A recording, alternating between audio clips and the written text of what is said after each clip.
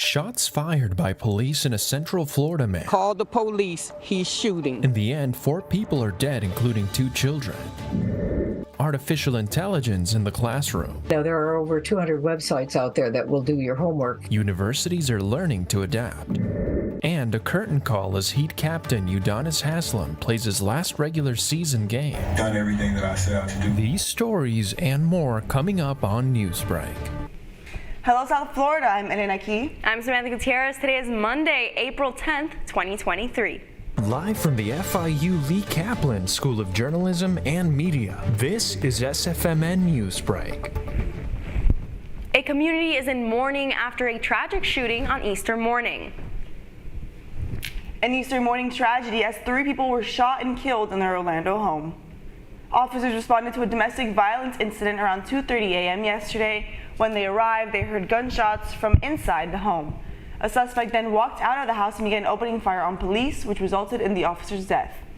While information about the victims is still pending, it is reported that victims included 2 adults and a child. Joanne Capel lives next door and says one of the victims that she identified as Carol Fulmore asked her for help before she died. I didn't get the phone in time. I looked up, she texted me. Call the police, he's shooting. And I'm kind of upset that even though I called the police, I still couldn't help her. The Florida Department of Law Enforcement, as well as the Orlando Police Department, will be conducting investigations around the incident. Technology is challenging the way educators build their courses. As DC Bureau reporter Claudia Morales explains, new apps are opening doors for students to engage in academic dishonesty. The use of artificial intelligence apps by students is raising concerns across schools in the U.S., prompting teachers to use detection tools when grading assignments. ChatGPT, an artificial intelligence bot that uses a large language model, is trained to predict the next word in a sentence by analyzing massive amounts of internet text. According to Patricia McDermott-Wells, professors should look at the style process of how students write their papers and not only to the final product. You know, there are over 200 websites out there that will do your homework for money. And so just looking at the final product doesn't really tell you that the student has actually internalized any of the material. But if we focus on the process more, I think that will help to ensure that the student is going through it in a proper way, and particularly with AI tools. Since its launch last year, school professors believe this could allow students to cheat, questioning whether the current detection tools to review assignments like Turnitin are reliable or not. There are several detection tools that have come out specifically to judge text to see if it was bot generated. None of them are reliable yet. But for Professor McDermott-Wells, it'll be difficult to control the situation as AI tools become better day by day. I think that we need to look at AI tools as yet another set of tools that we can use, that students should be taught how to use properly and responsibly. As more artificial intelligence detection tools develop in the future, it'll be up to schools to decide if they should be required for class grading policies. In Washington, D.C., I'm Claudia Morales for the South Florida Media Network. A religious leader is recovering this morning after he was stabbed while leading a prayer service. It was yesterday at a mosque in Paterson, New Jersey. During early morning prayers, the mosque man allegedly lunged toward an imam and stabbed him at least twice. Aman Syed Al-Khabib is being treated at the nearby hospital.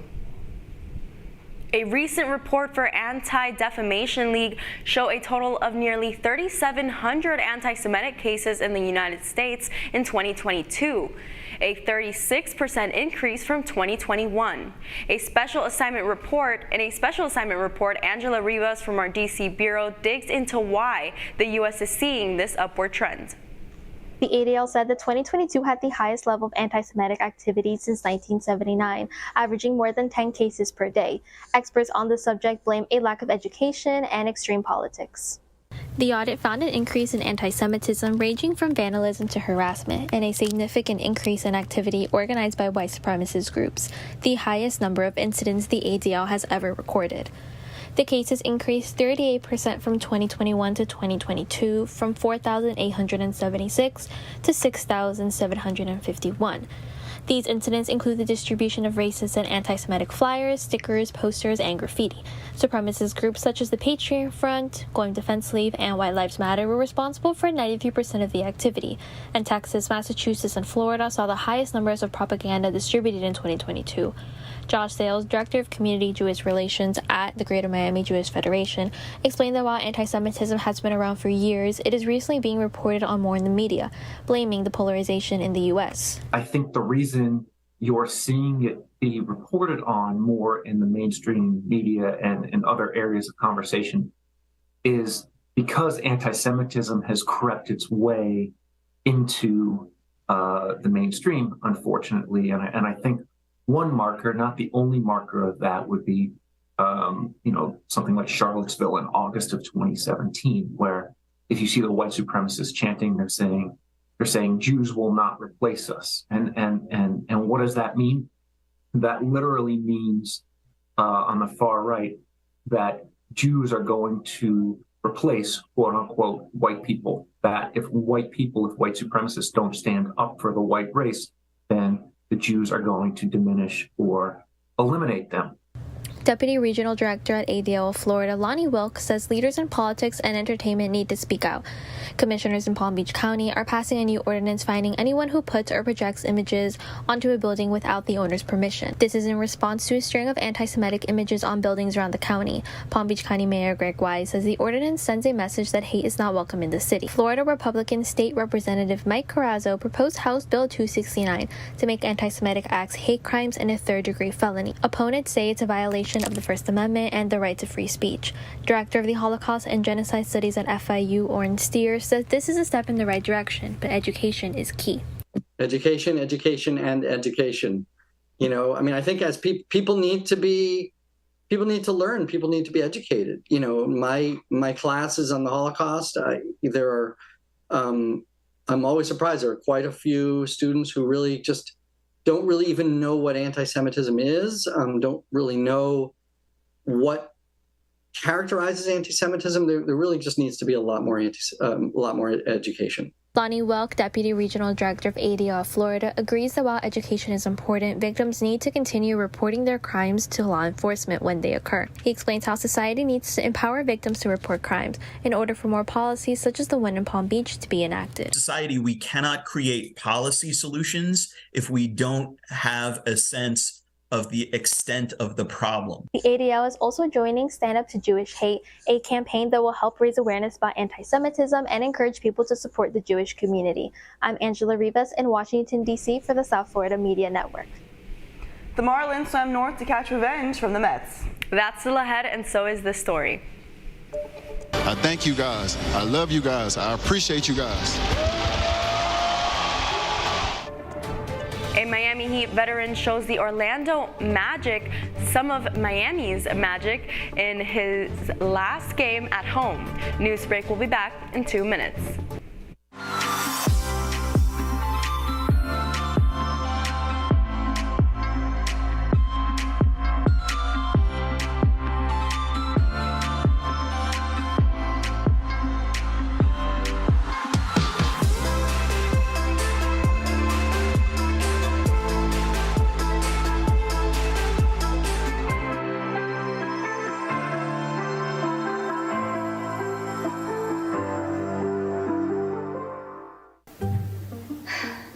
Really use a new tablet. I just don't have the money. Let me ask you something. Do you have a Pell Grant? Yes. You do know you can get a free tablet, right? Did you say free? Yeah, free. It's simple. And the application is done in the store. I could really use a tablet. Go get one. Another satisfied customer. Stop by Panthetech in the Graham Center at FIU MMC today to speak with one of our associates to get your free tablet. Type 2 diabetes can have a big impact on your life. But how can it be prevented? Well, the first step is knowing if you have something called prediabetes. Take the 1-minute risk test today at doihaveprediabetes.org.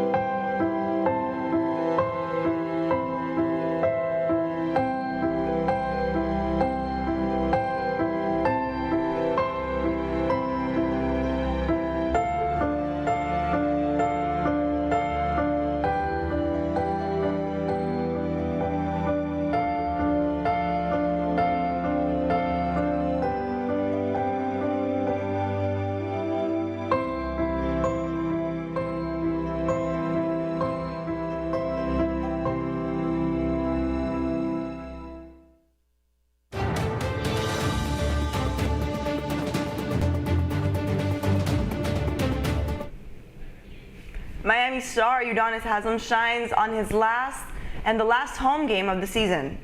UD is the heart and soul of the Heat from his days as a high-scoring starting player to his most recent transition into a bench player. But as the network's Amanda Milian reports, yesterday he got to turn back the clock. It's the last home game of the regular season for the Miami Heat, and emotions are at an all-time high. As Udonis Haslem bids farewell to the team after playing with them for 20 years, the Heat prepare for the play-in tournament. Moments before the start of the game, Udonis Haslem addressed the fans with an emotional speech. What has remained consistent is the connection that I've had with you guys as an organization. While Haslem did not start, he was subbed into the game 3 minutes in and played the remainder of the first quarter, scoring 13 points. The fans were electric. As the game went on, the Heat battled against the Orlando Magic with UD on and off the court. The team ultimately defeated the Magic 123-110, Udonis scoring a total of 24 points. His teammates past and present showed a great magnitude of appreciation to everything Haslem did for them the last 20 years. You know, he's been a leader in my life and definitely showed me the way on how to be a better person, you know, a better leader, and obviously, you know, try to hold down the fort. Udonis, on the other hand, was reciprocating that same appreciation, not only to the Miami Heat, but to his family and the fans. I myself 20 seasons, 3 rings, incredible, you know, career, you know, father, you know, husband, businessman. I mean, I've pretty much done everything that I set out to do. With the last regular season home game in the books, the focus now shifts to the play-in tournament. The Heat will face the Atlanta Hawks here at the Kaseya Center tomorrow. Whoever wins will take the 7th seed and play the Boston Celtics, while the loser will have to play the winner of the Bulls-Raptors game. This is Amanda Milian, South Florida Media Network. After 2 losses against the Mets in their second series of the season, the Marlins were able to pull off a win to close it out in New York. The Marlins' Brian De La Cruz had an outstanding game, scoring a homer and driving in 4 runs. Marlins star Jazz Chisholm Jr. also brought in 2 runs and 2 steals before getting ejected for arguing with the plate umpire in the 7th inning. The final score was Marlins 7, Mets 2. The Fish will move on to play against the Philadelphia Phillies today at 6:40. You're watching SFM Newsbreak, and we're going to be right back. Last week, Brandon met a girl on a dating app. One day after work, he finally found the courage to ask her out. No answer. He started to panic. Was he being too pushy? Maybe it was too... Hey, sorry I didn't respond. I was driving. I would love to go on a date. How does tonight sound? Brandon tried to play it cool, but inside he knew. A girl so smart, so responsible. She must be a keeper.